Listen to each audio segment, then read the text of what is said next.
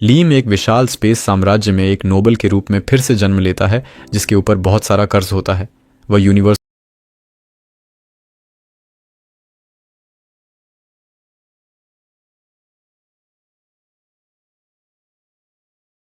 को middle finger दिखाता है और वचन लेता है कि वह सबसे बड़ा बुरा लॉर्ड बनेगा।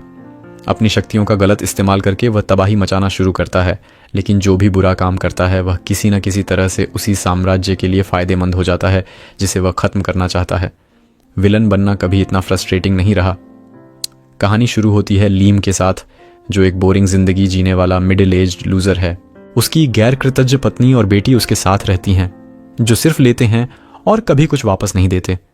फिर भी एक जिम्मेदार पति और पिता होने के नाते लीम जब भी छुट्टी ले सकता है वह अपने परिवार के साथ वक्त बिताता है। वह अपनी ड्रीम्स और पैशन को अपनी बेटी कोनामी के लिए कुर्बान कर देता है और उसे जो भी चाहिए वह खरीदता है, चाहे वह उसे अफोर्ड कर सके या नहीं। एक दिन लीम का बॉस उसे ऑफिस में बुलाता है और उसे कुछ ऐसा करने के लिए डांटता है जो उसने किया ही नहीं, लेकिन वह अपनी कंपनी के टॉक्सिक माहौल को सहन करता है ताकि वह अपने परिवार का ख्याल रख सके। उनके लिए उसका प्यार ही उसे आगे बढ़ने की ताकत देता है। लेकिन सब कुछ तब बिखर जाता है जब उसे अपनी पत्नी मिका को एक अनजान आदमी के साथ लंच करते हुए देखता है और वह हंस रही होती है, जबकि उसे कोनामी के साथ स्पोर्ट्स क्लब में होना चाहिए था। लीम उस वक्त मिका से कुछ नहीं कहता और बाद में घर लौटकर उससे पूछता है कि उसका दिन स्पोर्ट्स क्लब में कैसे बीता। मिका और कोनामी दोनों एक दूसरे की बात का समर्थन करती हैं, तो लीम इसे भूल जाता है। सोचता है कि शायद उसे अपनी वफादार पत्नी पर शक नहीं करना चाहिए और वह बिना रुके काम करता रहता है, लेकिन उसके दिल में थोड़ा सा शक बना रहता है। इस अजीब फीलिंग से छुटकारा पाने के लिए वह अगले दिन उसी जगह जाता है जहां उसे मिका को उस आदमी के साथ देखा था, और फिर से उसे वहां पाता है, इस बार कोनामी के साथ। वह उनकी बातें सुनता है जब कोनामी कहती है कि वे अपने पापा से मिलने आई हैं। यह लीम को कंफ्यूज करता है क्योंकि कोनामी सिर्फ उसे ही पापा कहती है, तो वह उनका पीछा करता रहता है जब तक मिका का लवर वहां नहीं पहुंच जाता और माँ बेटी दोनों उससे वैसा बर्ताव करती हैं जैसे वह उनके घर का मालिक हो। हकीकत को स्वीकार न कर पाने की वजह से लीम खुद को मनाता है कि मिका उसे धोखा नहीं दे रही और वह मेहनत से काम करता रहता है ताकि अपने परिवार को खाना दे सके। लेकिन फिर उसे मिका का फ़ोन आता है जो उसे बताती है कि कोनामी का एक्सीडेंट हो गया है। तो वह जल्दी से हॉस्पिटल भागता है और सीखता है कि उसकी बेटी अभी सर्जरी में है। सर्जरी के दौरान डॉक्टर लीम और मिका को बताता है कि कोनामी को खून की सख्त ज़रूरत है, और जैसे ही यह पता चलता है उसका ब्लड ग्रुप O पॉजिटिव है। सिर्फ मिका का ब्लड ग्रुप कोनामी से मिलता है, तो वह ऑपरेटिंग थिएटर में चली जाती है, जबकि लीम बाहर और ज़्यादा शक में पड़ जाता है। उसका ब्लड ग्रुप AB पॉजिटिव है और साइंस के हिसाब से AB पॉजिटिव ब्लड वाले पिता का O टाइप ब्लड वाली संतान होना असंभव है। यह चौंकाने वाला खुलासा लीम को समझा देता है कि कोनामी उसकी बेटी नहीं है।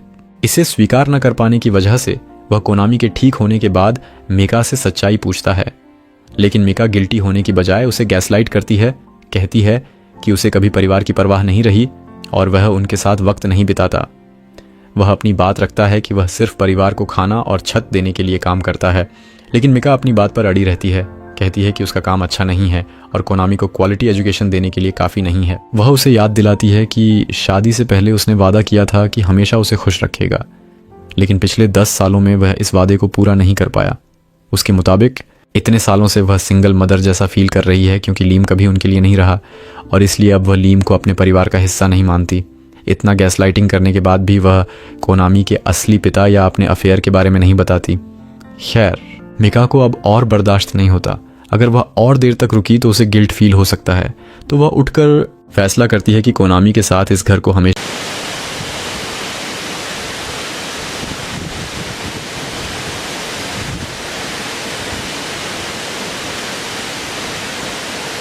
के लिए छोड़ देगी और अपने नए पापा के साथ रहेगी। लीम मिका से रैशनल होने की गुजारिश करता है और कोनामी से अपनी तरफ आने को कहता है, लेकिन छोटी शैतान भी उसे धोखा देती है, कहती है कि उसे उसका दूसरा पापा ज़्यादा पसंद है। परिवार के बिखरने के साथ लीम की वर्क लाइफ भी ख़राब हो जाती है। उसका बॉस उसे कंपनी के पैसे चुराने का आरोप लगाता है और एक अनजान बैंक अकाउंट में ट्रांसफ़र करने का इल्ज़ाम ठहराता है। लीम को एहसास होता है कि जब वह हॉस्पिटल के लिए भागा था उसने गलती से अपना पीसी खुला छोड़ दिया था और किसी ने उससे पैसे ट्रांसफ़र कर दिए, लेकिन सबूत न होने की वजह से उसे सज़ा मिलती है और न सिर्फ नौकरी से निकाला जाता है बल्कि कंपनी के खोए हुए फंड्स चुकाने के लिए मजदूरी करनी पड़ती है। मिका लीम की ख़राब फाइनेंशियल हालत को तलाक का बहाना बनाती है। न सिर्फ कोनामी की कस्टडी लेती है बल्कि उससे चाइल्ड सपोर्ट की मांग भी करती है। यह सोचकर कि वह कभी कर्ज चुका पाएगा भी या नहीं, लीम रियलिटी से भागने की कोशिश करता है और अपने पुराने दोस्त के साथ रोबोटमिक का एनीमे देखता है। लेकिन उसका टूटा दिल उसे यह भी करने नहीं देता। वह सिर्फ उम्मीद करता है कि मेहनत से चीज़ें बेहतर होंगी और वह अपनी बेटी को फिर से देख पाएगा, भले ही वह दूसरे पापा को पसंद करती हो। वह सोचता है कि उसकी सारी मेहनत और कुर्बानी भगवान उसे इनाम देंगे, लेकिन भगवान के पास दूसरी प्लानिंग है और वह उसे एक बीमारी देता है जो अंदर ही अंदर उसे ख़त्म करने लगती है। इंश्योरेंस न होने और इलाज के पैसे न होने की वजह से लीम आखिरकार हार मान जाता है जब उसकी आंखों के सामने एक चमकती रोशनी आती है। यह उसे दिखाती है कि कंपनी के पैसे चुराने वाला उसका बॉस ही था। न सिर्फ यह बल्कि मिका जिसके साथ अफेयर में थी वह भी उसका बॉस था। ये सीन दिखाता है कि मिका और लीम का बॉस उसकी बर्बादी का जश्न मना रहे हैं, जो उसे अंदर से तोड़ देता है। वह भगवान से प्रार्थना करता है कि यह सब सिर्फ एक बुरा सपना हो। उसी वक्त एक रहस्यमयी शख्स लीम के सामने आता है और कहता है कि जो उसे दिखाया गया वह सच्चाई है। लीम दर्द से चीखता है और बदला लेने की इच्छा जताता है उन लोगों से जिन्होंने उसके साथ गलत किया।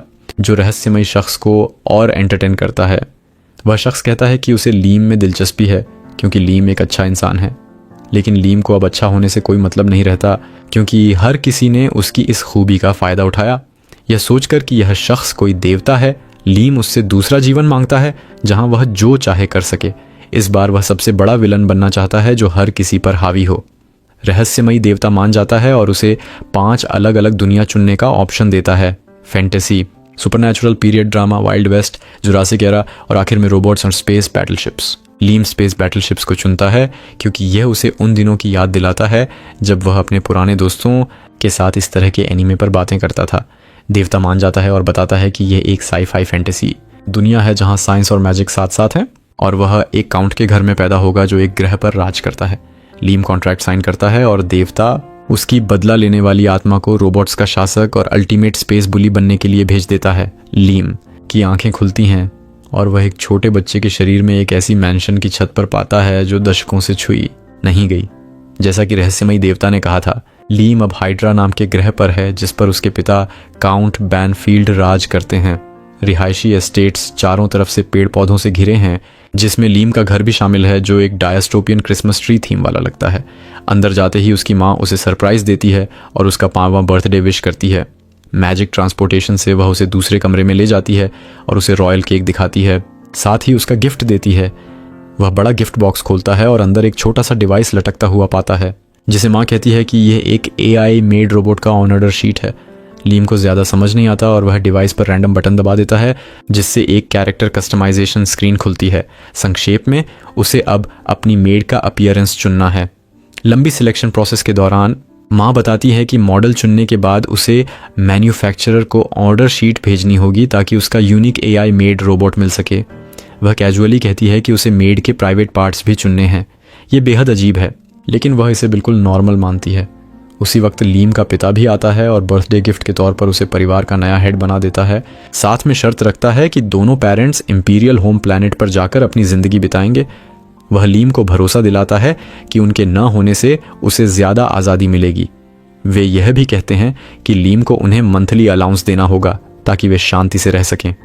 लीम इन सारी शर्तों को मान लेता है जिसके बाद पिता ग्रैंड चैम्बरलेन को कॉल करके ऑफिशियल पेपर वर्क करवाता है और घर को अपने 5 साल के बच्चे के हवाले कर देता है। लीम कुछ पूछता नहीं और कॉन्ट्रैक्ट साइन कर देता है। पिता आखिरी बात कहता है कि अब से उसकी मेड ही उसकी देखभाल करेगी। ये तय होने के बाद दोनों पेरेंट्स बोझ से छुटकारा पाने जैसे भाग जाते हैं जिससे लीम सोच में पड़ जाता है कि आखिर हुआ क्या। उसे पावर, इन्फ्लुएंस और दौलत मिल गई जो इंसान चाह सकता है एक पल में, लेकिन साथ ही उसे ऐसा भी फील होता है कि उसने सब कुछ खो दिया। फिर भी चूंकि लीम की पिछली ज़िंदगी की सारी यादें उसके पास हैं, वह अंदर से बड़ा है और उसे नए पेरेंट्स की ज़रूरत नहीं। उसका मकसद अब बुरा लॉर्ड बनना और अपने आसपास की हर चीज़ का फ़ायदा उठाना है। वह देवता का शुक्रिया अदा करता है कि उसे दूसरा जीवन दिया, लेकिन उसे यह नहीं पता कि उसकी पुरानी ज़िंदगी बर्बाद होने की वजह वही देवता है जिसने मिका और उसके बॉस को सिर्फ मनोरंजन के लिए मैनिपुलेट किया। लीम का शो खत्म होने के बाद देवता सोचता है कि अब मिका और लीम के बॉस को भी दुख देना चाहिए। उंगलियों के एक झटके से लीम का बॉस पुलिस द्वारा कंपनी के पैसे चुराने के जुर्म में अरेस्ट हो जाता है। बॉस के चले जाने से मिस गोल्ड डिगर अपना सोना खो देती है, जो उसकी बर्बादी की शुरुआत है। यह देवता के लिए दूसरा मनोरंजक शो शुरू करता है। देवता खुलासा करता है कि वह नफरत, गुस्सा, दुख और नेगेटिव इमोशंस पर जिंदा रहता है। यही वजह है कि उसने लीम को इसी सेकाई दुनिया में भेजा ताकि उससे और मनोरंजन मिले। देवता डायमेंशनल डोर खोलकर चला जाता है, लेकिन एक दिव्य बिल्ली चुपके से कमरे में घुस जाती है जब दरवाज़ा बंद होने वाला होता है। ये समझ नहीं आता कि यह हुआ क्या, लेकिन लगता है कि बिल्ली कहानी में कोई ख़ास रोल रखती है। लीम की पैरेलल यूनिवर्स में एक स्पेस वॉर शुरू हो जाता है, क्योंकि इस गंजे लिंकन ने अपनी गोवा पायरेट क्रू की फायर पावर दिखानी चाहिए। उसके मेका रोबोट्स दुश्मनों पर भारी पड़ने वाले होते हैं जब अचानक क्रिस्टियाना, लीब के होली किंगडम की पहली प्रिंसेस नाइट, एंट्री करती है और दुश्मन सैनिकों को बटर की तरह काट डालती है। वह आसानी से फ्रंटल अटैक से बचती है। उसकी अगुवाई में दुश्मन की फ्रंट लाइन जल्दी ख़त्म हो जाती है। पायरेट्स हार मानकर पीछे हटने लगते हैं, लेकिन प्रिंसेस उन्हें जाने नहीं देती, क्योंकि वह चाहती है कि हर एक को उसके किंगडम से खेलने का पछतावा हो। इधर लीम को उसका पर्सनलाइज्ड AI मेड रोबोट एक बड़े डॉल पैकेज में डिलीवर होता है। एक साधारण टच से पैकेज एक जेनरिक मेड में बदल जाता है, जो खुद को अमगी कहकर पेश करती है। बिना टाइम वेस्ट किए लीम अपनी नई मेड के साथ छेड़छाड़ शुरू कर देता है। जब चैम्बरलेन सवाल करता है तो वह इसे सामान की अच्छी तरह जांच बताकर टाल देता है। प्राइवेट इंस्पेक्शन के लिए वह अमगी को अपने प्ले रूम में ले जाता है और वहाँ कुछ खास नहीं होता। भरोसा करो, रात को लीम अमगी को काम पर लगाता है, चाय बनाना, मसाज देना और उसे नहलाना। इस रफ्तार से यह फिट बच्चा जल्दी ही KFC अंकल बन जाएगा। ग्रैंड चैम्बरलेन, जो पहले प्ले रूम में हुए कुछ की टेंशन में था, लीम को चिंता भरी नज़रों से देखता है। उसकी परेशानी देखकर लीम उसे आश्वस्त करता है कि चिंता की बात नहीं है, भले ही उसका शरीर 5 साल का हो, उसका दिमाग 36 साल के इंसान का है। ये सुनकर अमगी उसे सुधारती है, बताती है कि इस साम्राज्य में 50 साल की उम्र को आधिकारिक तौर पर एडल्टहुड माना जाता है। ज़्यादातर लोग 100 साल पार करने तक खुद को सच्चा बड़ा नहीं मानते। वह यह भी कहती है कि यहाँ इंसान 500 से 600 साल तक जीते हैं, जो लीम को समझ आता है। चूंकि यह दुनिया पर्यावरण संरक्षण पर जोर देती है, हर तरफ हरियाली और अच्छी तरह संरक्षित चीज़ें हैं। अमगी के साथ लीम का ज़्यादा नज़दीकी रिश्ता देखकर ग्रैंड चैम्बरलेन उसे चेतावनी देता है कि साम्राज्य AI से नफरत करता है। अगर कोई नोबल AI डॉल के इतना करीब दिखे तो अफवाहें फैलेंगी। उत्सुक होकर लीम उससे डिटेल्स मांगता है तो चैम्बरलेन बताता है कि अतीत में AI की वजह से मानवता लगभग खत्म हो गई थी। लीम कंफ्यूज होकर पूछता है कि क्या उन्हें रोबोटिक्स के 3 बेसिक लॉ नहीं प्रोग्राम किए गए थे, लेकिन चैम्बरलेन उसे अजीब नज़रों से देखता है। उसे कुछ समझ नहीं आता। उसी वक्त लीम को एहसास हो जाता है कि इस दुनिया में कहाँ गलती हुई। पुराना शख्स अपनी कहानी जारी रखता है कि उस काले दौर में कुछ बहादुर योद्धाओं ने रॉग AI के खिलाफ लड़ाई लड़ी और चमत्कारिक तरीके से जीत हासिल की, जिसके बाद इस साम्राज्य की नींव पड़ी। ये सवाल उठता है कि अगर साम्राज्य AI से इतना नफरत करता है तो लीम की माँ ने उसे ऐसा गिफ्ट क्यों दिया जो मुसीबत ला सकता है। ग्रैंड चैम्बरलेन पहले हिचकिचाता है, लेकिन चूंकि लीम अब मास्टर है, वह कड़वा सच बोल देता है। लीम के पेरेंट्स ने उसे छोड़ दिया और पुरानी पीढ़ियों से चले आ रहे भारी कर्ज को उस पर डाल दिया। ऐसा लगता है कि लीम के परदादा एक समझदार शासक थे, लेकिन उन्होंने अपने वारिस को ठीक से नहीं सिखाया। उस वारिस ने सब कुछ बर्बाद कर दिया और तब से परिवार का कर्ज बढ़ता ही गया। चैम्बरलेन का कहना है कि इस ग्रह के लिए हालात और ख़राब होंगे। ये नई जानकारी सुनकर लीम सोच में पड़ जाता है कि वह बुरा लॉर्ड कैसे बनेगा जब उसके पास न दौलत है न पावर। उधर किसी बार में लोग अपने नए लॉर्ड लीम की बातें करने लगते हैं और सोचते हैं कि क्या आम लोग हमेशा नोबल्स के रहमोकरम पर रहेंगे। बारटेंडर महिला उम्मीद जताती है कि 5 साल का बच्चा पिछले लॉर्ड्स जितना बुरा नहीं हो सकता, लेकिन बाकी लोग इससे सहमत नहीं। उन्हें लगता है कि इस देश को फिर से दुखों का द्वार देखना पड़ेगा। लीम को समझ नहीं आता कि एक 5 साल का बच्चा इतनी बड़ी जिम्मेदारी क्यों झेल रहा है। उसे शक होता है कि शायद उसके पेरेंट्स ने उसे सिर्फ कर्ज ट्रांसफ़र करने के लिए जन्म दिया। चैम्बरलेन इस बात की पुष्टि करता है, जिससे लीम सोचता है कि क्या वह फिर से इस्तेमाल, शोषण और फेंक दिए जाने के लिए पैदा हुआ है। चूंकि वह और अमगी इस दुनिया में बाहरी हैं, लीम प्रपोज करता है कि वे मिलकर जिंदा रहें। वह कसम खाता है कि पावर हासिल करेगा और दिखाएगा कि असली बॉस कौन है।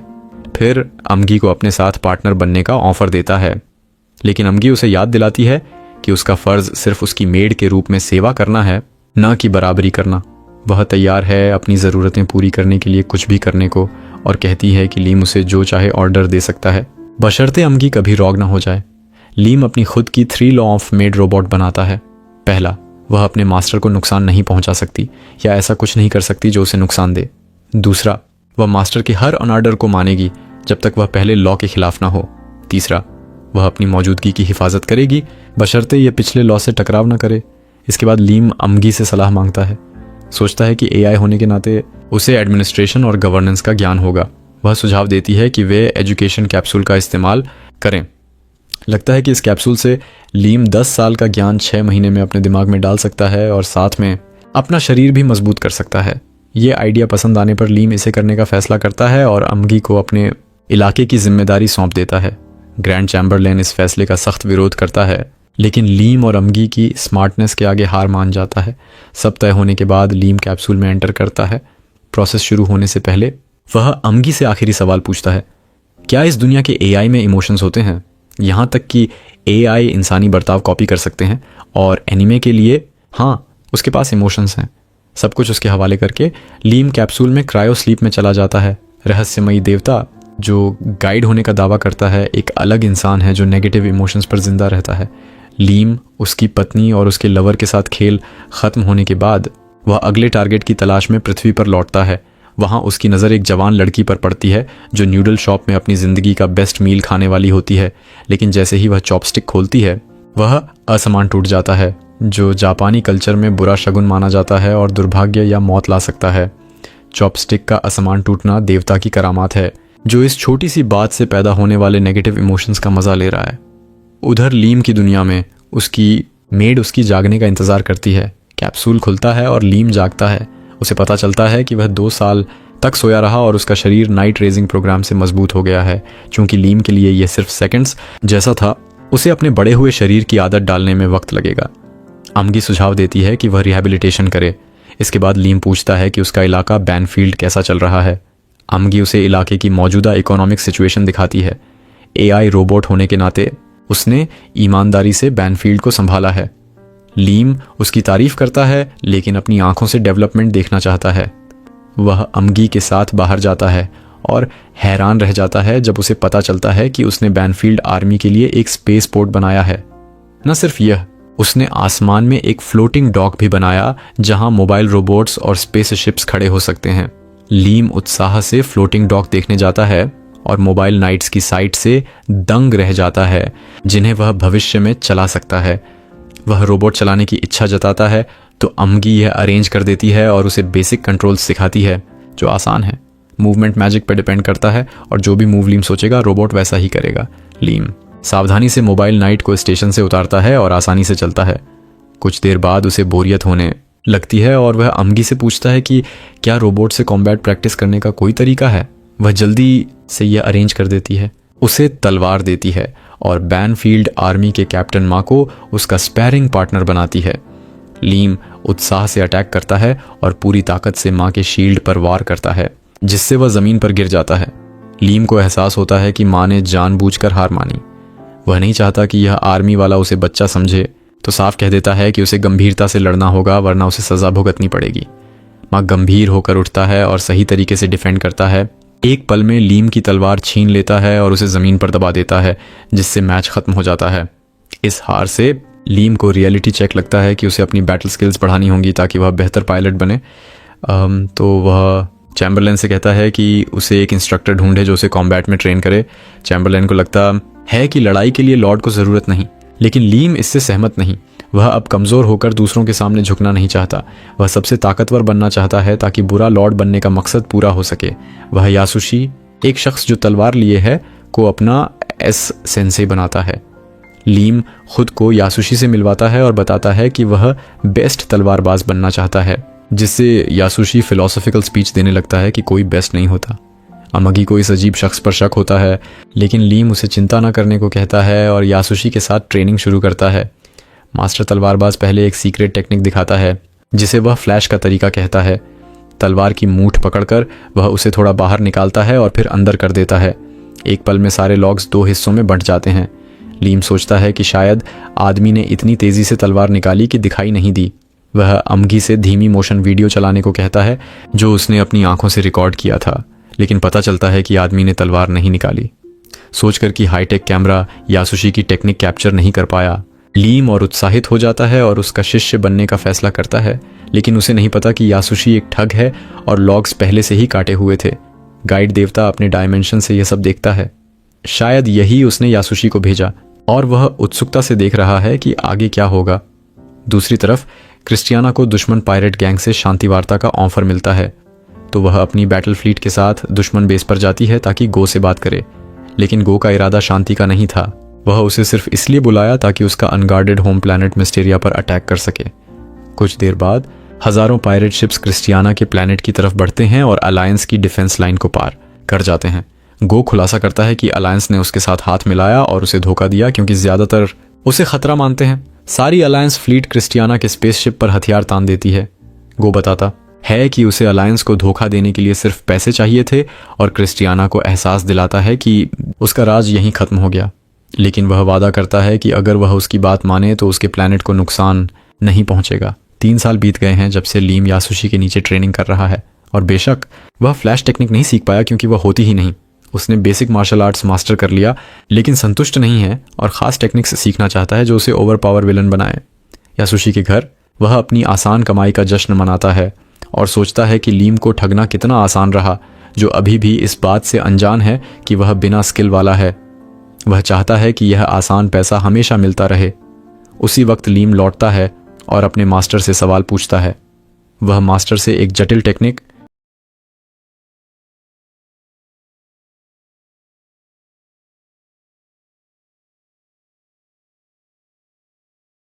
फ्लैश का तरीका सिखाने की भीख मांगता है। यह सुनकर मास्टर उसे स्कूल से निकाल देता है क्योंकि वह बेसिक्स सीखे बिना एडवांस टेक्निक मांग रहा है। लीम तुरंत माफ़ी मांगता है और अपनी गलती मानता है, जो साफ है। वह बाहर न होने की गुहार लगाता है और मास्टर उसे माफ़ कर देता है क्योंकि उसे पैसों का जरिया खोना नहीं है।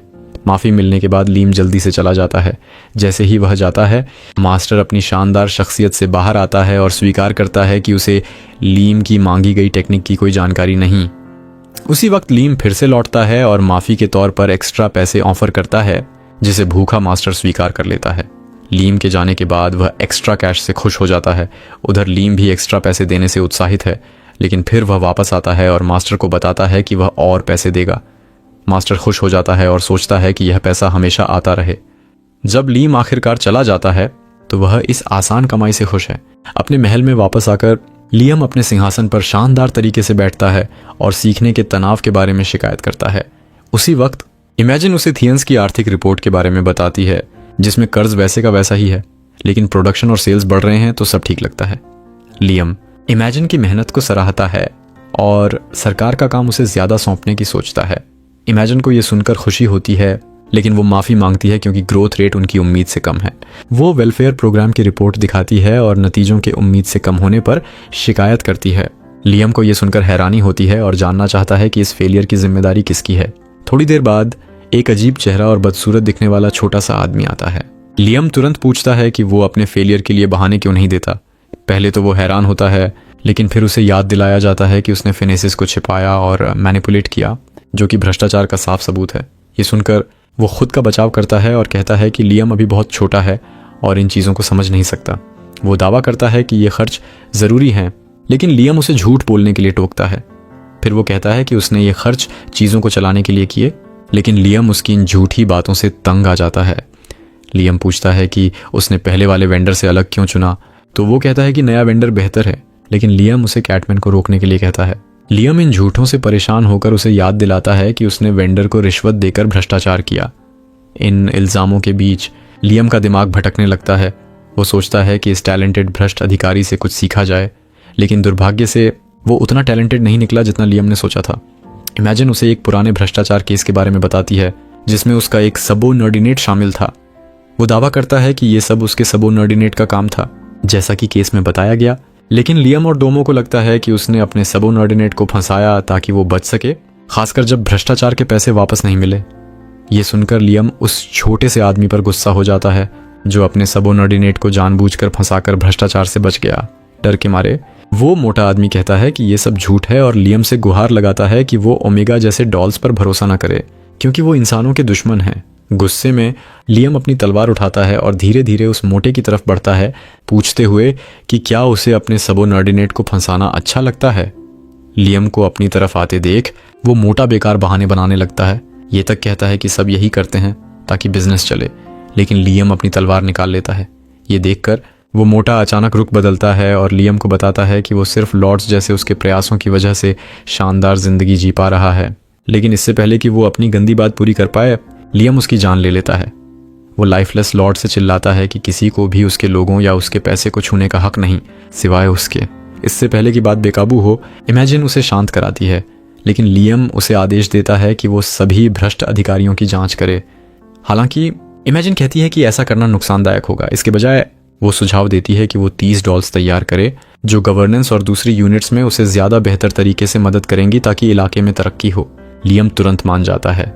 हालांकि अमोंगी को लगता है कि लोग इस फैसले पर नकारात्मक बातें कह सकते हैं, लेकिन लियम को परवाह नहीं है जब तक तरक्की हो रही है। उसी रात खबर फैलती है कि लियम ने एक भ्रष्ट अधिकारी को मारा। साथ ही ये भी चर्चा होती है कि लियम ने अनिवार्य शिक्षा को 3 से 6 साल करने का फैसला लिया, जिससे स्कूल बनाने के लिए और कंस्ट्रक्शन वर्कर्स लगाए गए। लोग मानते हैं कि लियम 10 साल की उम्र में शानदार काम कर रहा है।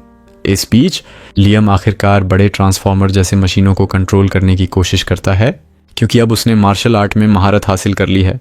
लेकिन उसका नकली मास्टर सही वक्त पर आता है और उसका सपना तोड़ता है, कहते हुए कि हर कोई इस्तेमाल कर सकता है, तो इसमें क्या खास है। इसके बजाय वो लियम से कुछ ज़्यादा ताकतवर चीज़ कंट्रोल करने की सलाह देता है जो कोई और नहीं संभाल सकता। लियम तुरंत मान जाता है। वो बेस के कप्तान से आइडिया लेता है और उसे पुराने नॉन ऑटोमेटिक मॉडल के बारे में पता चलता है। कप्तान उसे बताता है कि उसका परदादा एक यूनिट पायलट किया करता था। लियम को अपने परदादा की मशीन को पायलट करने का इतना जोश होता है कि यूशी एक मंदिर में खजाने की तलाश में जाता है। वो अपनी फ्रस्ट्रेशन निकालता है और कहता है कि लियम इतनी तेज़ी से प्रोग्रेस कर रहा है जबकि पूरा ट्रेनिंग प्रोसेस तो धोखा था। वो जानता है कि लियम को ज़्यादा देर तक बेवकूफ़ नहीं बना सकता और इस कैश काउ को लूटने का एकमात्र तरीका और बेकार टास्क्स बनाना है। वो दीवार पर हाथ रखता है, जिससे एक सीक्रेट मैकेनिज्म ट्रिगर होता है और एक पुराना मोबाइल नाइट सामने आता है। यूशी के लिए यही सही चीज़ है जो लियम को बिजी रखकर पैसा लाने में मदद करेगा। इस बीच एक बुरा देवता गाइड नकारात्मक भावनाओं की तलाश में धरती पर आता है और एक ऐसे लड़के को पाता है जो सिर्फ अपनी स्टारबक्स ऑन ऑर्डर के सही न होने पर गुस्सा हो जाता है। गाइड को उसकी नकारात्मक भावनाएं पसंद आती हैं, लेकिन वो कुछ और स्वादिष्ट चाहता है। लियम की दुनिया में यूशी पहले ही लियम को उस पुराने मोबाइल नाइट एविड को ठीक करने का आदेश दे चुका है। लियम इसके लिए तैयारियां कर रहा है।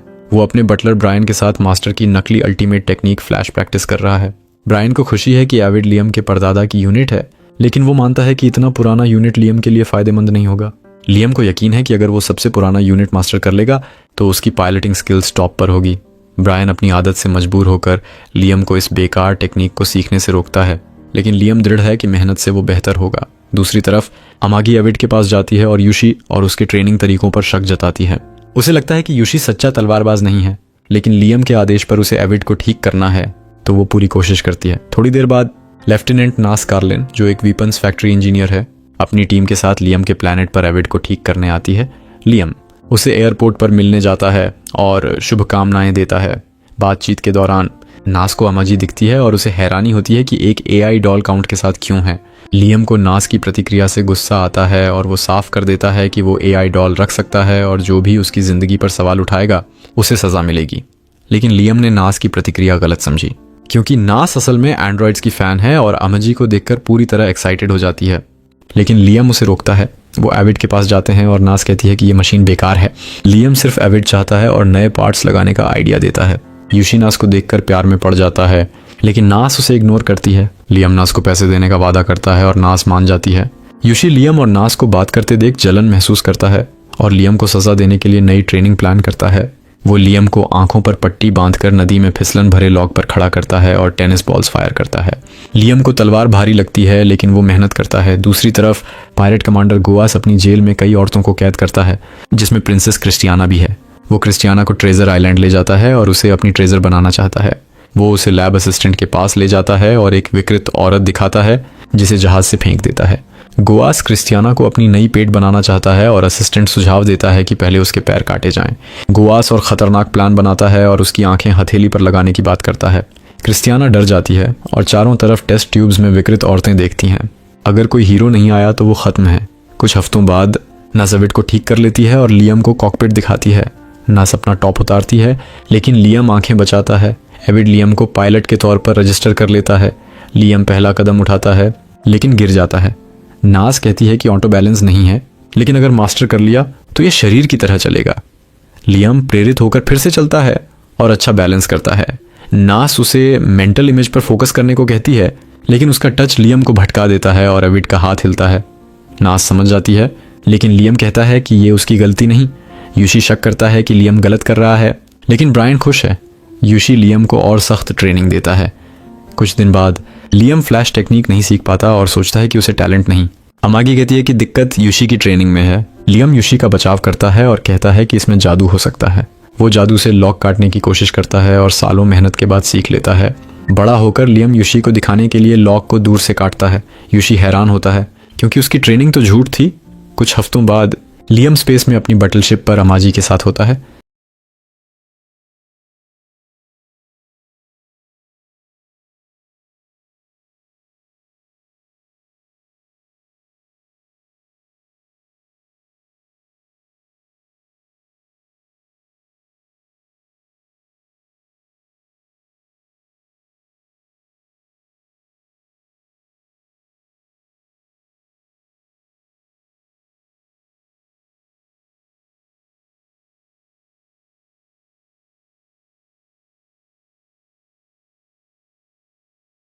एक सबऑर्डिनेट उसे बताता है कि मक प्लैनेट जो ऊर्जा उत्पादन के लिए था, पायरेट्स ने अटैक कर दिया।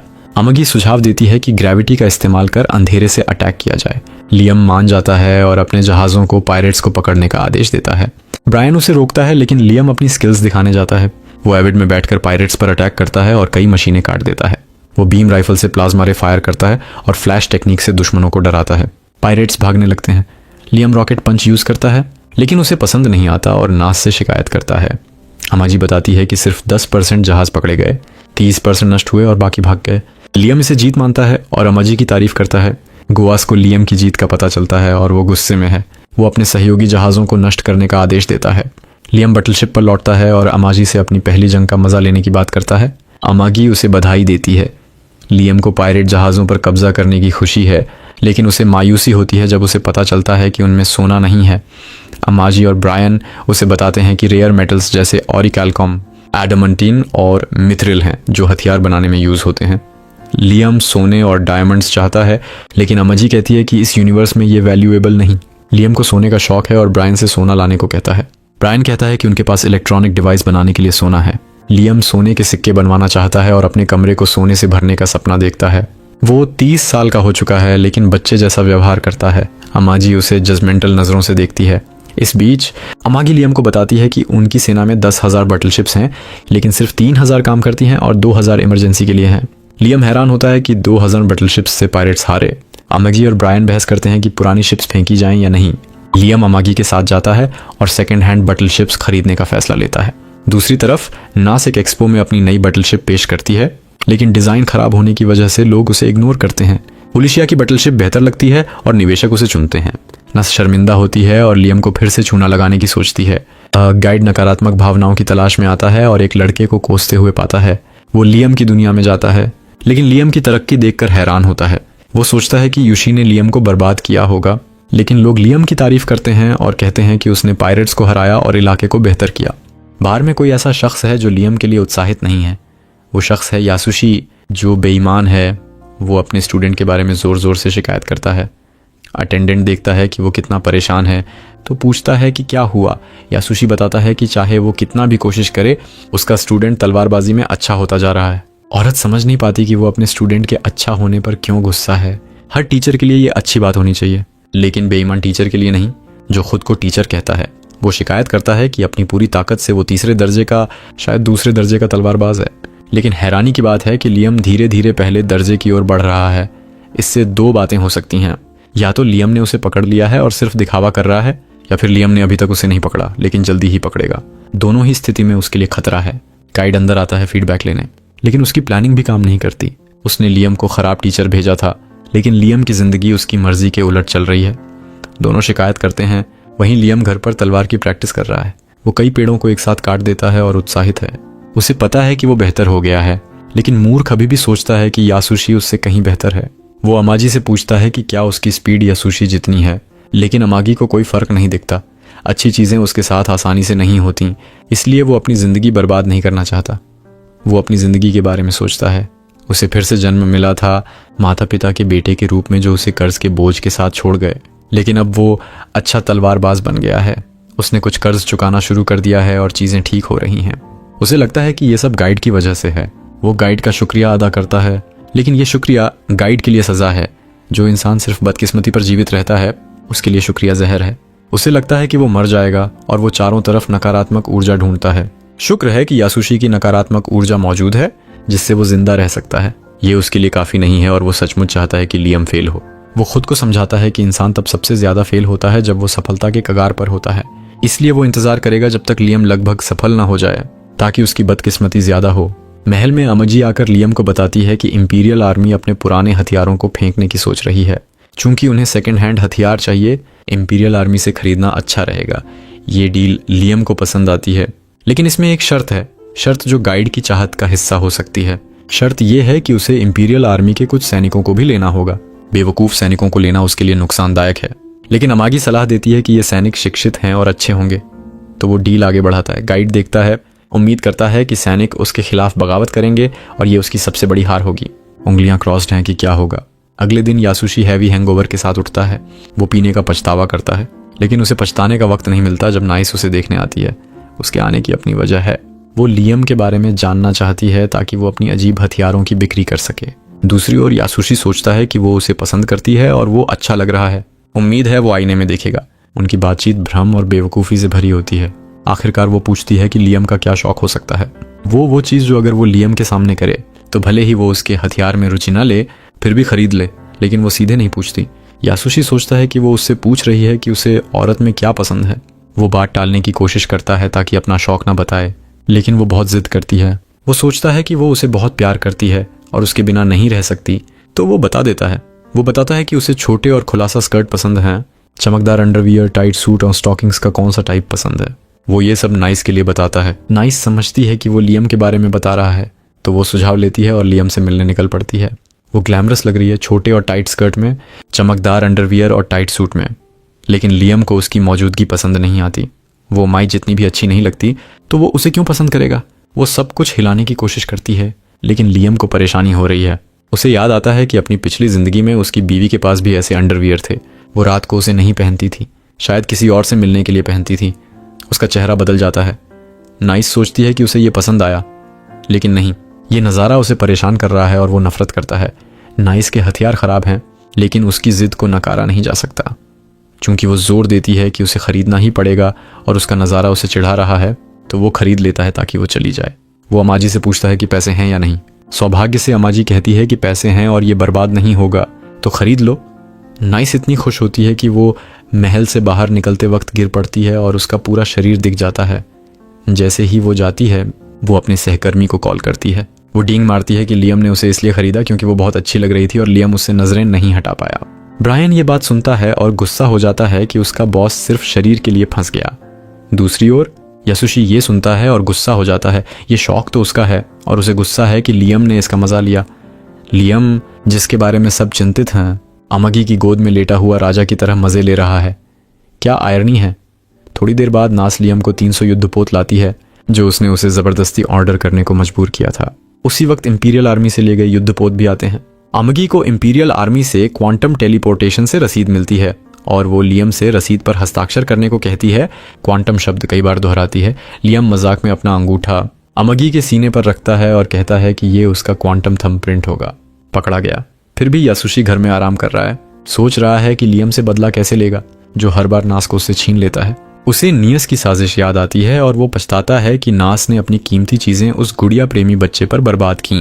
वो सोचता है कि लियम ने मासूम नास के साथ क्या किया होगा और वादा करता है कि लियम को सबके लिए सज़ा देगा। जैसे जैसे उसका गुस्सा बढ़ता है, गाइड सामने आता है जो यासुशी की नकारात्मक भावनाएं खा रहा था। गाइड इंतजार नहीं कर सकता कि नास का गुस्सा कहाँ ले जाएगा और बस उम्मीद करता है कि ये गुस्सा लियम की हार तक पहुंचे। तो गाइड इस धोखेबाज पे भरोसा करता है और दूसरे रियलम में चला जाता है और नकारात्मक भावनाएं ढूंढने लगता है। नस लियम को अपने बनाए युद्धपोत पर ले जाती है ताकि उसे दिखा सके। लियम को कुछ शानदार या स्टाइलिश की उम्मीद नहीं होती। उसे इस सक्षम औरत से कुछ भी उम्मीद नहीं है, लेकिन इंटीरियर उसे निराश करता है। नास समझाती है कि शानदार इंटीरियर सिर्फ सजावट के लिए होते हैं, जंग में कोई फायदा नहीं। लेकिन लियम को परवाह नहीं, वो सजावट चाहता है। नास लियम का दिमाग नहीं बदल सकती और वो शानदार इंटीरियर नहीं जोड़ेगी। तो दोनों सहमति से असहमति पर रुकते हैं और अगले टॉपिक पर बात करते हैं कि इस जहाज़ का इस्तेमाल कैसे करें। नास लियम को जहाज़ चलाने की हिदायतें देती है, शुरू में कितनी पावर यूज़ करनी है और ईंधन कब कब बदलना है। वो उसे लॉयल्टी कार्ड भी बेचने की कोशिश करती है, कहती है कि इससे मेंटेनेंस फीस में डिस्काउंट मिलेगा, लेकिन लियम को इसमें रुचि नहीं। नास आगे बढ़ती है और उसे जहाज़ का सिंहासन दिखाती है जिस पर अभी प्रोटेक्टिव फिल्म लगी है। वो फिल्म हटाने के लिए उत्साहित होती है और डील फाइनल करने के लिए जोर देती है। अपना शरीर दिखाकर लियम को लुभाती है और कहती है कि रसीद पर हस्ताक्षर कर दो। वो उसे अपने सीने पर थंब प्रिंट करने का ऑप्शन भी देती है, लेकिन ये लियम को निराश करता है और नास सोचती है कि ये लड़का गे तो नहीं, लियम बस इसे ख़त्म करना चाहता है। तो वो रसीद पर हस्ताक्षर करने को तैयार हो जाता है, लेकिन नास अभी भी संतुष्ट नहीं है। वो लियम से एक एहसान मांगती है। वो उन समुद्री डाकू जहाज़ों को चाहती है जो लियम ने पहले देखे थे, लेकिन लियम मना कर देता है। कहता है कि वो उन जहाज़ों को अपनी फ्लीट में जोड़ेगा। नस फिर भी जिद करती है जैसे लालची मधुमक्खी। तो अमाजी बीच में आती है, सुझाव देती है कि नास को कुछ डाकू जहाज़ दे दो और बदले में बाकी जहाज़ ठीक करवाओ। लियम को ये आइडिया पसंद आता है क्योंकि सारे डाकू जहाज़ पूरी तरह ख़राब हैं। नास भी मान जाती है, बताती है कि वो डाकू जहाज़ इसलिए चाहती है क्योंकि वो उनकी टेक्नोलॉजी देखना चाहती है। ये टेक्नोलॉजी अनजान है और सामान साम्राज्य से बाहर से आया है। यही वजह है कि नास इसे स्टडी करना और अपनी मॉडल्स में यूज़ करना चाहती है। लेकिन डील फाइनल करने से पहले लियम डाकू जहाज़ों को देखने जाता है। अमगी और नास के साथ एक जहाज़ में जो पूरी तरह ख़राब नहीं है। वो तुरंत डिज़ाइन और इंटरफेस में फ़र्क नोटिस करता है। जहाज़ में क्लासिक डाकू जहाज़ की तरह हेल्म है और लियम को ये इतना पसंद आता है कि वो इसे अपने युद्धपोत पर लगाना चाहता है। नास जो आम सी है उसे डिटेल में समझाती है कि ये गलत आइडिया है, लेकिन लियम उसे चुप करा देता है और कहता है कि अगर वो चाहता है तो करेगा, चाहे वो बेकार हो। नास लियम की परवाह किए बिना कमरे को एक्सप्लोर करने लगती है। हर नई चीज़ देखकर एक्साइटेड होती है। उधर लियम को एक छोटा चमकता कुत्ता दिखता है जो दूसरे कमरे की ओर जाता है, तो वो अमाजी के साथ उसका पीछा करता है। वो उसे नेविगेशन रूम तक ले जाता है। उसके कदमों से ज़मीन में एक मैकेनिज्म ट्रिगर होता है जो जहाज़ की अब तक की ट्रैजेक्टरी दिखाता है। अमगी ट्रैजेक्टरी को एनालाइज करती है और समझती है कि ये जहाज़ पूरे साम्राज्य को तबाह कर रहा था, लेकिन उसे ज़्यादा दिलचस्पी इस बात में है कि जहाज़ हमेशा बॉर्डर एरिया के वार्प गेट पर ख़त्म होता है।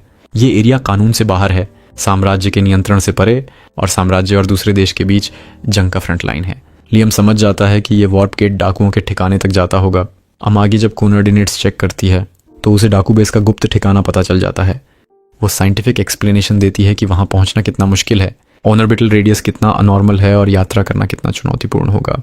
लेकिन लियम को ये समझने में रुचि नहीं। वो सोचता है कि ठिकाना ट्रेजर आइलैंड होगा जहाँ डाकू अपनी सबसे कीमती चीज़ें छुपाते हैं।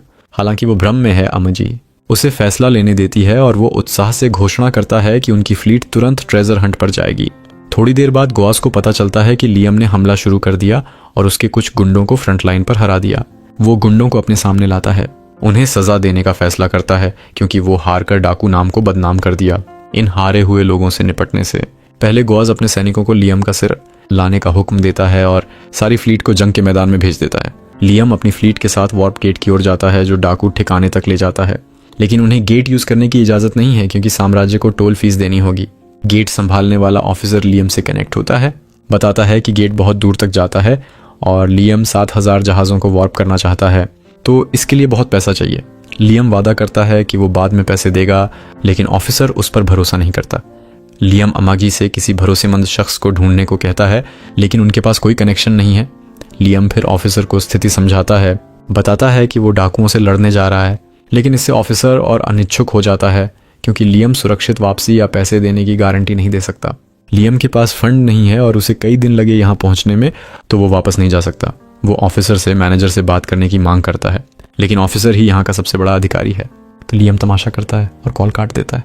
वो एक आइडिया सोचता है और ऑफिसर से फेस टू फेस मिलने का फैसला करता है ताकि डील कर सके।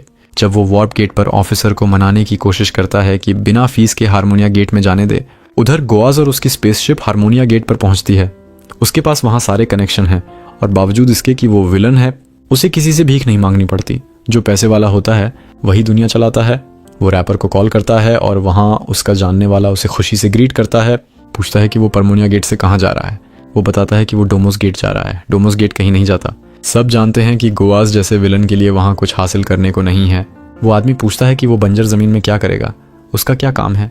गोज़ मेरी ही तरह सोचता है, वो पूछता है कि उसे क्या मतलब और कहता है कि चूंकि उसके पास पैसे हैं उसे बिना परेशानी जाने देना चाहिए।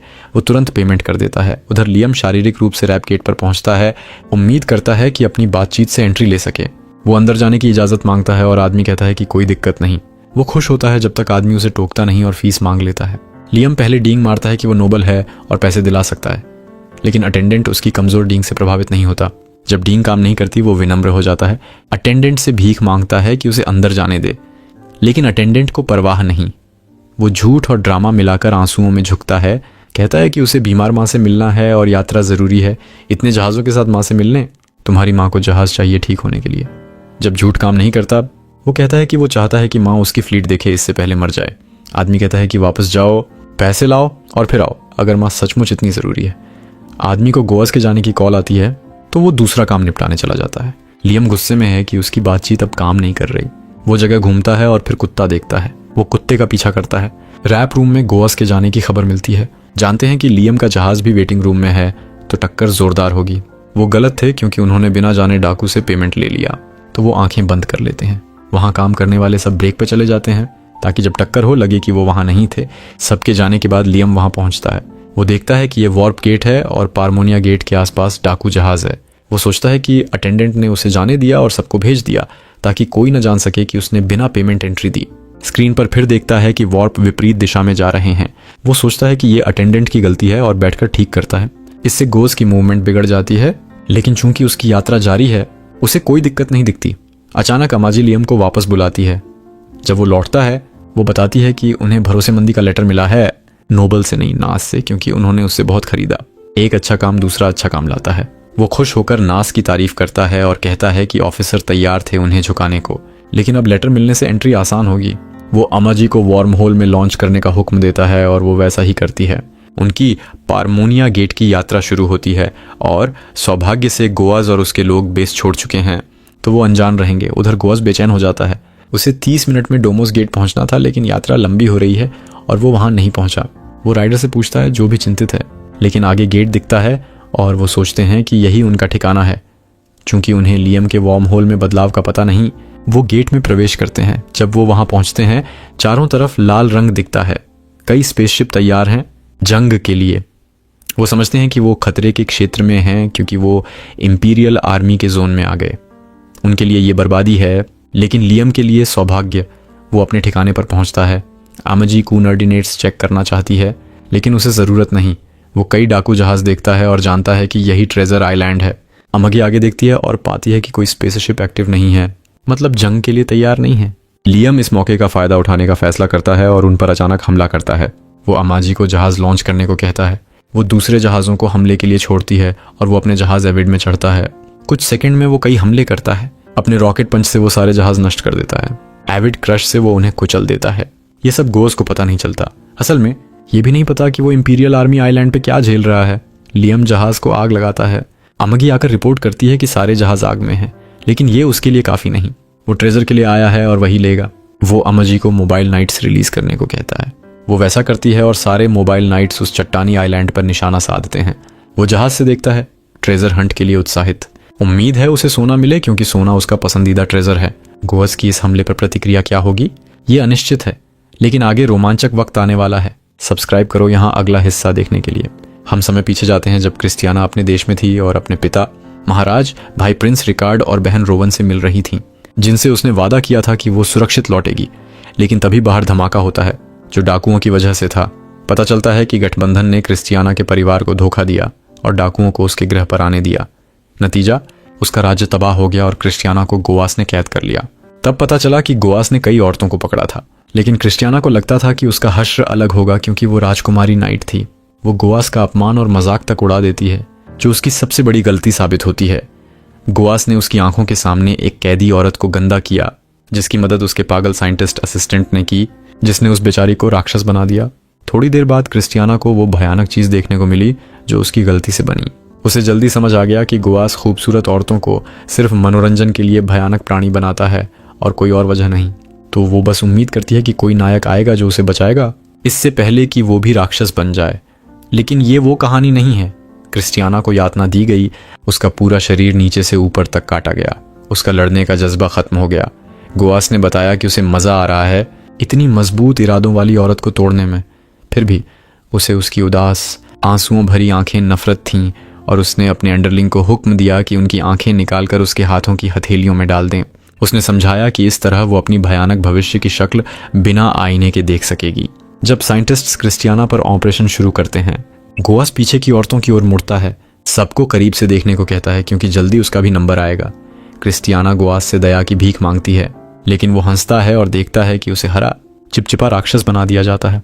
वर्तमान में वापस आते हैं। साइंटिस्ट ने उसे ग्लास कैप्सूल में बंद कर दिया जहां वो लगातार मौत की भीख मांगती है। साइंटिस्ट उसके पास आता है और कहता है कि वो अभी मरेगी नहीं क्योंकि कैप्टन गोवास का खेल खत्म नहीं हुआ। उसी वक्त बाहर कई धमाके सुनाई देते हैं जो लियम की सेना के सरप्राइज अटैक से हुए। ये हमला पहले ही आइलैंड के बचाव जहाज़ों को डुबो चुका है। साइंटिस्ट को कमान संभालनी पड़ती है क्योंकि कैप्टन गोवास बाहर है, लेकिन वो लीड करने में अच्छा नहीं है। लियम अपने मेका नाइट से दुश्मन मोबाइल नाइट्स को काट देता है।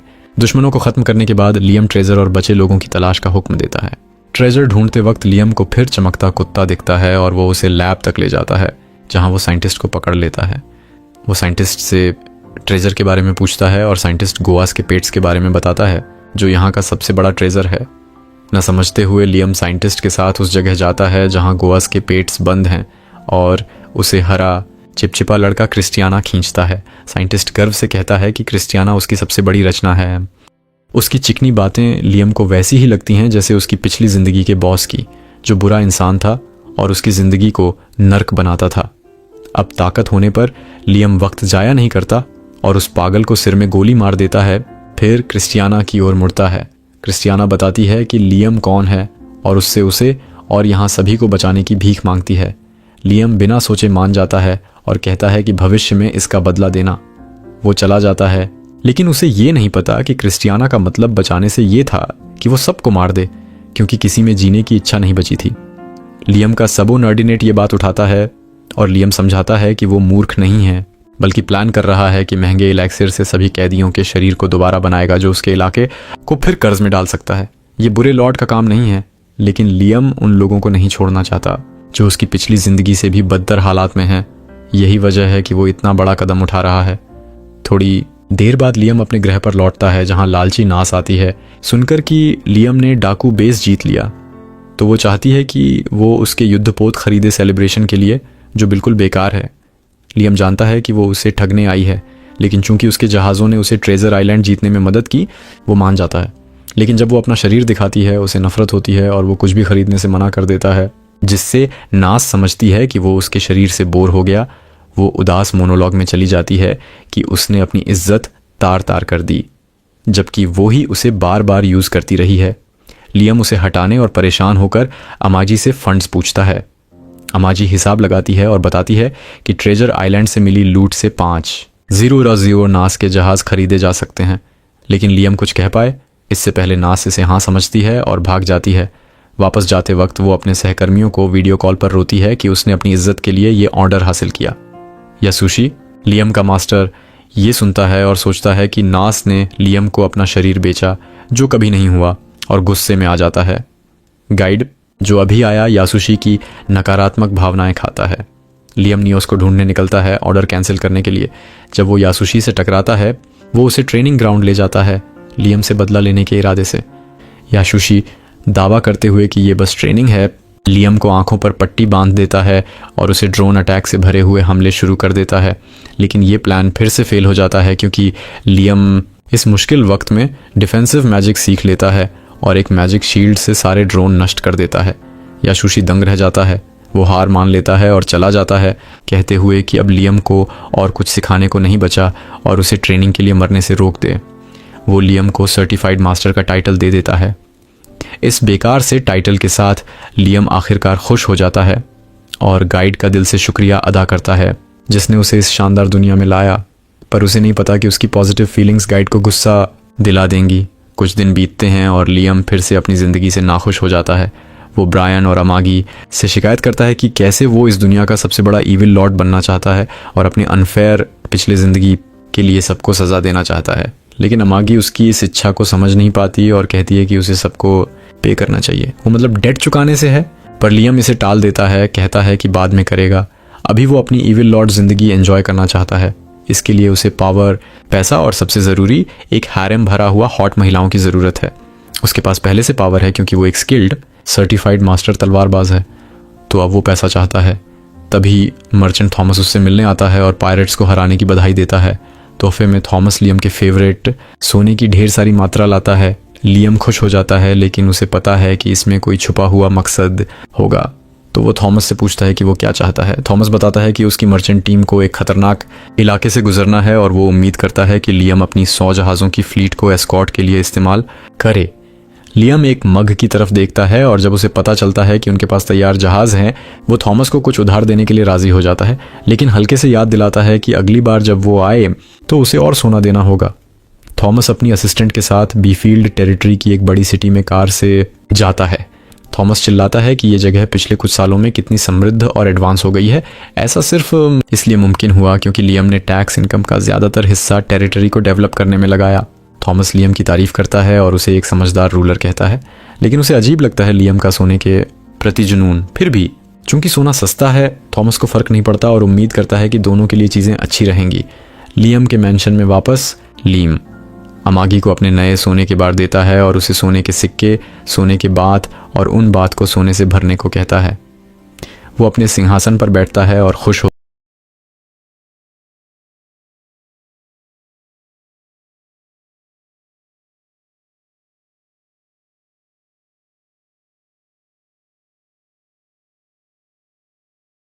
होता है कि आखिरकार उसने रिश्वत ली और एक ईविल लॉर्ड की तरह काम किया। अपने पास काफ़ी सोना जमा कर लिया। अब उसे पैसों की चिंता नहीं, तो आखिरी चीज़ जो उसे ज़िंदगी एंजॉय करने के लिए चाहिए वो है औरतें।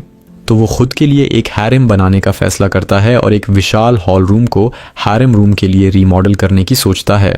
उसका बटलर ब्रायन अब उसके फैसलों पर सवाल नहीं उठाता और बहती नदी के साथ चलता है, जानते हुए कि वो फिर से कुछ अजीब करने वाला है।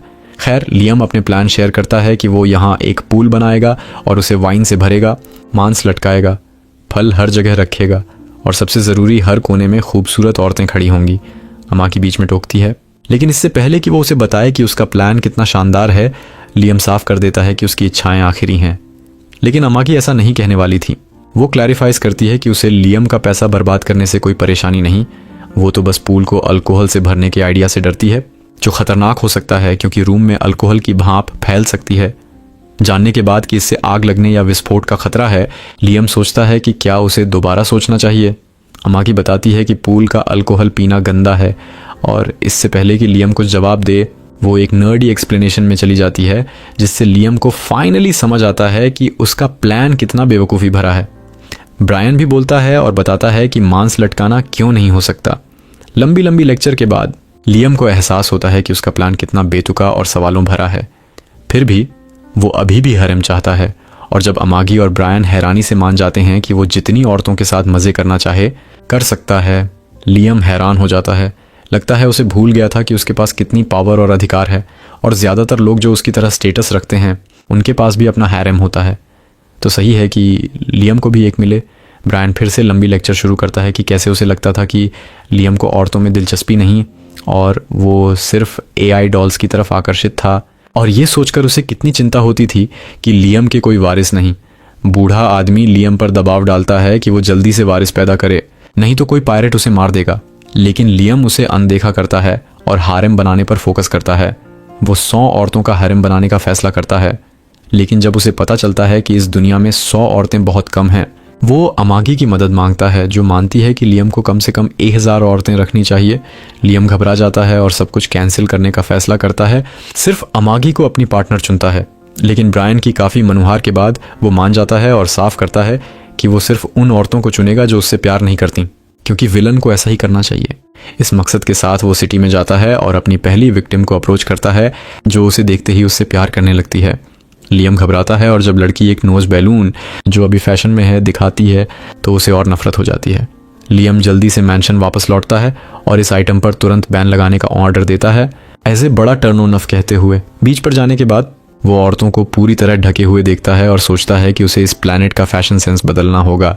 तो वो फैशन डेवलप करने का सब गोल ऐड करता है और अमागी से तुरंत अच्छे फैशन डिज़ाइनर्स इकट्ठा करने को कहता है। लेकिन अमागी कहती है कि सिर्फ फैशन बदलना उनके सालाना बजट से ज़्यादा खर्च करेगा। तो लियम इसे टाल देता है और दूसरा ऑप्शन चुनता है, यानी दूसरी प्लैनेट्स से खूबसूरत औरतों को यहाँ लाने की प्लानिंग करता है। अमागी इसका विरोध करती है और बताती है कि लियम के मैंशन में पहले से ही इस टेरिटरी की सबसे खूबसूरत औरतें उसकी नौकरानियां हैं, तो और लाने की ज़रूरत नहीं। लेकिन लियम नहीं चाहता कि वो उनसे अप्रोच करे, क्योंकि मकसद ही यही है कि वो उन औरतों को ढूंढे जो उससे प्यार नहीं करती। अमागी सोचती है कि शायद लियम को लड़कों में दिलचस्पी है और वो इसे मानने में शर्माता है, लेकिन ऐसा नहीं है, और गलत साबित करने के लिए वो सोचता है कि क्या करना चाहिए। दूसरी तरफ क्रिस्टियाना इस दुनिया की मेडिकल टेक्नोलॉजी की मदद से फिर से अपने पुराने शरीर में वापस आ जाती है। उसे लगता है जैसे सपना हो, लेकिन वो नहीं चाहती कि ये ख़त्म हो। जब डॉक्टर से पता चलता है कि लियम ने उसके लिए एलिक्सर, एक चमत्कारी दवा खरीदी थी जो उस और बाकी कैदियों के शरीर को रीजनरेट करने के लिए इस्तेमाल हुई, वो भावुक हो जाती है। खैर, वो लियम के शब्द याद करती है, एक दिन तुम्हें इसका एहसान चुकाना होगा, और सोचती है कि क्या वो कभी अपने उद्धारक से मिल पाएगी और उसका कर्ज चुकाएगी। गांव वाले बार में फिर से जमा होते हैं और अपनी ज़िंदगी के बारे में बात करते हैं। लियम के बारे में उनकी सारी बातें अच्छी हैं, जैसे उसने पायरेट्स से लड़ाई की और नए पायरेट जहाज़ हासिल किए जिनका इस्तेमाल सिटी को डेवलप करने में हुआ, और अब हर किसी के पास काम है, इतना काम कि उनके पास फ्री टाइम भी नहीं बचा। सिटी फल फूल रही है, लोग खुश हैं। वो सच में एक अच्छा लॉर्ड है। गाइड वहाँ गुस्से में बैठा है। उसे उम्मीद थी कि लियम एक ऐसी सिटी चला रहा होगा जहाँ कोई वारिस और पैसा ना हो। वो गरीब होगा और अपने लोगों पर दुख डालेगा, ताकि उसे लियम से ही नहीं, लोगों से भी बदकिस्मती मिले। वो वहाँ से दूसरी जगह चला जाता है, उम्मीद में कि लोग शिकायत करें। वो उस कप्तान के पास जाता है जिसे इंपीरियल आर्मी से लियम की टीम में भेजा गया था, लेकिन वो नाराज़ नहीं है, न ही लियम से। वो कहते हैं कि लियम के साथ काम करना इंपीरियल आर्मी से भी ज़्यादा मज़ेदार है। लियम के साथ उन्हें आज़ादी महसूस होती है, उन्हें फ्री विल मिला है। वो मानते हैं कि वो सच में बेस्ट लॉर्ड है, और बावजूद अपनी कम उम्र के वो बहुत जानकार है। जब गाइड ये सुनता है तो उसके दिल में दुख भर जाता है। उसने उन्हें वहाँ भेजा था कि वो नाराज़ हों और लियम के खिलाफ बगावत करें, लेकिन वो उसकी वफादारी की कसम खा रहे हैं। क्या बकवास है। दूसरी तरफ याशुशी लियम से दूर एक जगह भाग गया है, उम्मीद में कि लियम उसे न ढूंढे और उसे कोई परेशानी ना हो। वो अपने ख्यालों में खोया रहता है। जब न्यूज़ सुनता है और देखता है कि लियम को पायरेट्स से लड़ाई जीतने के लिए सराहा जा रहा है। जब लियम अपनी स्पीच देता है, वो कहता है कि उसकी ताकत सिर्फ अपने टीचर याशुशी की वजह से है, जिन्होंने उसे फ्लैश का तरीका सिखाया। जब याशुशी ये सुनता है तो उसे फिर से डर लगता है। वो चिंता में पड़ जाता है कि कहीं लियम उसे बाद में ना ढूंढ ले। गाइड भी वहाँ आता है और देखता है कि याशुशी की तारीफ हो रही है। उसने याशुशी को लियम के पास इसलिए भेजा था कि वो धोखेबाज हो और लियम कुछ ना सीख पाए। तो वो बहुत निराश होता है। आखिरकार गो अपनी पायरेट्स के पास वापस लौटता है, एक बड़ी जंग के बाद इंपीरियल आर्मी से। वो सोचता है कि चीज़ें उसके लिए कैसे मुड़ गईं। लकीली उसके लिए वो अपने जहाज़ों की हालत पूछता है और खुश होता है कि कुछ अभी भी ठीक हैं। वो पूछता है कि डोमोस में क्या हुआ और कैसे वो इंपीरियल आर्मी में मिले बजाय बैनफील्ड के।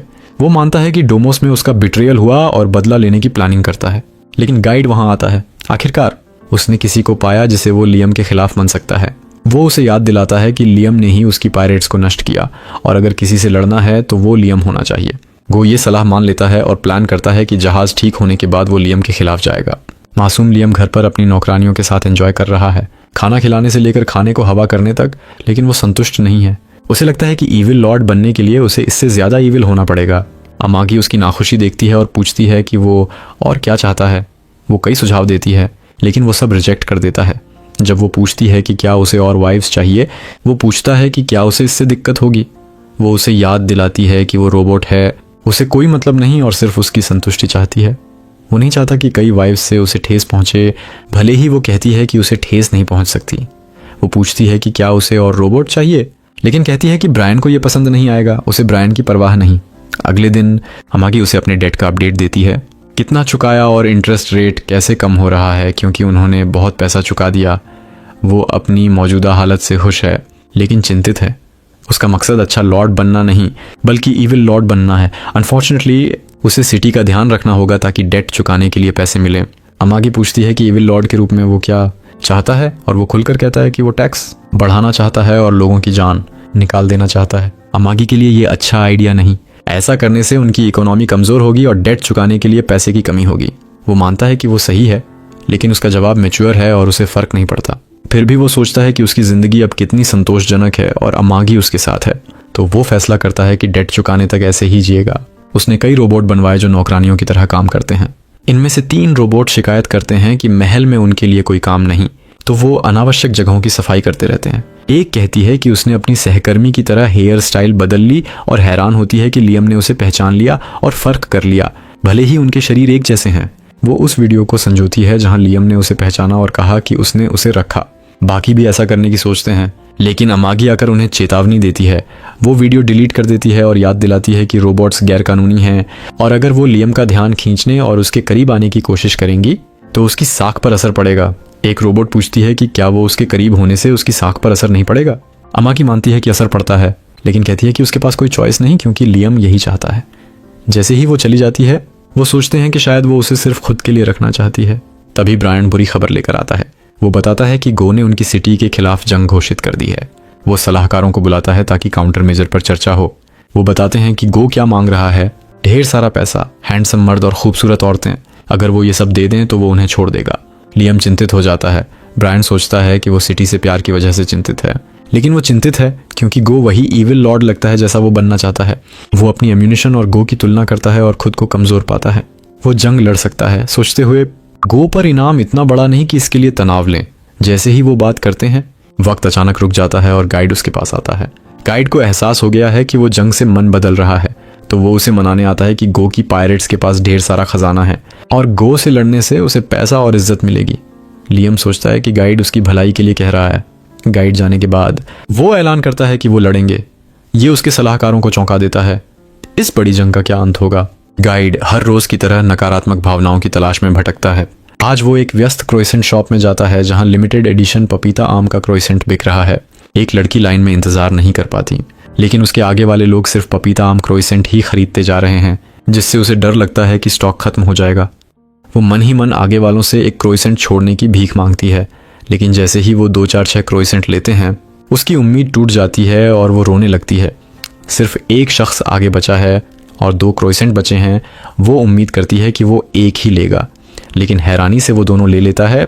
उसका सपना तोड़ देता है कि वो दोपहर में स्वादिष्ट खाना एंजॉय करे। जैसे ही वो अफसोस और निराशा में चली जाती है, गाइड खुशी खुशी उसकी नकारात्मक भावनाओं को छकता है। जैसे ही लड़की बाहर जाने वाली होती है, बेकर ऐलान करता है कि उन्होंने और क्रोइसेंट बेक कर लिए हैं। वो वापस मुड़ती है, पॉजिटिव भावनाएं छोड़ती है और गाइड को परेशान करती है, जो ऐसी अचानक ट्विस्ट की उम्मीद नहीं करता। वो इस स्नैक से हार मान लेता है और मेन कोर्स की तलाश में जाता है, उम्मीद में कि लियम का बर्बाद होना देखे। उधर ब्रायन अमागी से कॉल पर घबराता है जब उसे पता चलता है कि स्पेस पायरेट्स उनके प्लैनेट पर हमला करने आए हैं। अमागी उसे चिल्लाने से रोकती है और भरोसा दिलाती है कि लियम ने जंग लड़ने का सही फैसला किया। उसके मुताबिक लियम की जीत की सिर्फ 3.8% संभावना है, लेकिन वो यही चाहती है कि लियम ये रिस्क ले बजाय गो की शर्तों पर हार मानने के, क्योंकि गो के पास्ट हिस्ट्री को देखते हुए अगर उसे ऊपरी हाथ मिलेगा तो वो लियम के प्लैनेट को ख़त्म कर देगा। तो 3.8% चांस 0% से बेहतर है। ब्रायन समझता है, लेकिन उसे लगता है कि लियम नहीं जीत पाएगा। कहता है कि अगर लियम 100 साल पहले पैदा हुआ होता तो दुश्मनों को हराने के ज़्यादा चांस होते। उधर लियम भरोसेमंद है कि वो जीतेगा, क्योंकि उसे लगता है कि गाइड उसके साथ है। वो सोचता है कि जंग जीतने से उसे ढेर सारी दौलत मिलेगी और पॉजिटिव भावनाओं से भर जाता है। जो गाइड जो दूर से उसे देख रहा है सच में नफरत करता है। गाइड अब चाहता है कि पायरेट्स लियम को पकड़ लें और गो का निजी खिलौना बना दें, ताकि रोज़ रोज़ की सज़ा से वो नकारात्मक भावनाएं पैदा करे जो गाइड को चाहिए। गाइड के मुताबिक गो की फ्लीट इंपीरियल आर्मी जितनी अच्छी है, तो वो मजबूती से मानता है कि लियम हारेगा। वो लियम को दोष देता है, कहता है कि ये उसकी गलती है जो उसने उस जैसे शख्स पर भरोसा किया। गाइड लियम को मूर्ख कहता है, जो अपनी पिछली ज़िंदगी जितना ही भोला है। गाइड भविष्यवाणी करता है कि जब गो लियम को पकड़ेगा और सज़ा देगा, उसकी गाइड के प्रति कृतज्ञता नफ़रत में बदल जाएगी, उसकी मुस्कान तिरस्कार में बदल जाएगी और उसका हौसला टूट जाएगा। इस तरह गाइड को लियम की पीड़ा का स्वादिष्ट भोजन मिलेगा। खैर, गाइड अब और इंतज़ार नहीं कर सकता इस डिश के लिए। वो चला जाता है और सीन बैटलफील्ड पर शिफ्ट हो जाता है जहाँ गो है। वो ऐलान करता है कि जो लियम को जिंदा पकड़ेगा उसे इनाम 2 गुना मिलेगा और वो लियम को अपना नया खिलौना बनाने के लिए उत्साहित है। गो का असिस्टेंट पूछता है कि क्या उसे लड़के से लगाव हो गया, लेकिन गो बताता है कि वो सिर्फ नए एंटरटेनमेंट की तलाश में है। खुलासा करता है कि जंग खत्म होने के बाद वो लियम के लोगों को सताएगा और उन्हें मॉन्स्टर बना देगा। उधर लियम के सबऑर्डिनेट्स जो पहले उसके हरकतों पर शक करते थे, अब समझने लगे हैं कि उनका जवान लॉर्ड मजाक नहीं कर रहा और उसकी पॉलिटिकल स्किल्स शानदार हैं। साथ ही तलवार चलाने में भी माहिर है। लियम को अपने सिर पर इनाम की खबर मिलती है और वो पायरेट्स के ख़जाने लेने के लिए उत्साहित हो जाता है, उम्मीद में कि वो उसकी तरफ आएंगे। लेकिन 3 लंबे बोरिंग दिन बीत जाते हैं कुछ खास नहीं होता सिवाय फ्रंट लाइंस के, जहां दूसरे कमांडर के मुताबिक लियम की आर्मी पायरेट्स की भारी तादाद से जूझ रही है। लियम को चेस या चेकर्स खेलने में बोरियत हो रही है और वो बैटलफील्ड में दौड़ना चाहता है, लेकिन ऑर्डर देने से पहले उसका कम्युनिकेशन डिवाइस खराब हो जाता है, जिससे फ्लीट से संपर्क नहीं हो पाता। उसी वक्त पायरेट्स के 500 जहाज लियम के जहाज के ऊपर दिखाई देते हैं। सब घबराते हैं, लेकिन लियम शांत रहता है। दुश्मन के प्लान को बेवकूफ़ी भरा कहता है कि उन्होंने अपनी ताकत बांट दी और सिर्फ 500 जहाज भेजे। अमागी दुश्मन के मकसद को समझती है, जो लियम की आर्मी की फॉर्मेशन तोड़ना और असली अटैक के लिए मौका बनाना है। मतलब ये 500 जहाज गो के लिए बस यूज़ एंड थ्रो हैं। लियम का सबऑर्डिनेट रिपोर्ट करता है कि 500 जहाज अटैक करने वाले पायरेट्स नहीं, बल्कि एम्पायर के सिपाही हैं जो हार के बाद गो से मजबूरन जुड़ गए।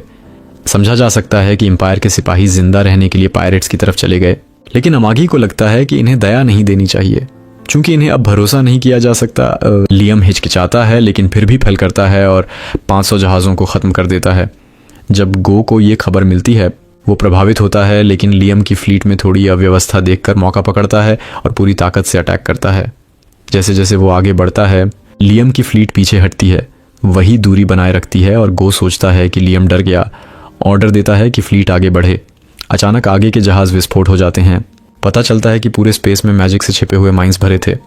गो यकीन नहीं कर पाता कि वो ऐसे सस्ते ट्रिक में फंस गया, लेकिन फिर भी उसके पास नंबर गेम है, तो वो फ्लीट को माइंस के बीच से गुजरने का ऑर्डर देता है। लियम को ये भी पता चलता है कि गो की फ्रंट लाइन में सिर्फ एम्पायर के सिपाही हैं, मतलब सिर्फ यूज एंड थ्रो लोग कुर्बानी दे रहे हैं, असली पायरेट्स नहीं। पायरेट्स नज़दीक आते हैं। लियम के सबऑर्डिनेट्स अपनी जान जोखिम में डालकर उसके जहाज़ की रक्षा करते हैं, लेकिन लियम नहीं चाहता कि उसके किसी आदमी को नुकसान हो। वो सबको साफ कर देता है और ऐलान करता है कि वो सारे दुश्मनों को यहीं ख़त्म करेगा। वचन देता है कि जब तक वो जिंदा है, किसी भी जहाज़ को अपने प्लैनेट में घुसने नहीं देगा। फैसला करता है कि वो अपने मोबाइल नाइट में जाएगा। अमागी को सेकंड इन कमांड प्रमोट करता है। अमागी तेज़ी से बैटल स्ट्रैटेजी सिमुलेशन तैयार करती है और जंग संभालने को तैयार होती है। लियम बाकी सब उसे सौंप देता है और वो उसे बेस्ट ऑफ लक कहती है। वो हार नहीं मान सकता, अब तक तो नहीं, चूंकि उसने खुद जंग लड़ने का फैसला किया। वो अपने जहाज़ में जाता है। अमागी पायरेट जहाज़ को कंट्रोल करने जाती है, क्योंकि लियम ने उसे लॉन्च करने का ऑर्डर दिया था।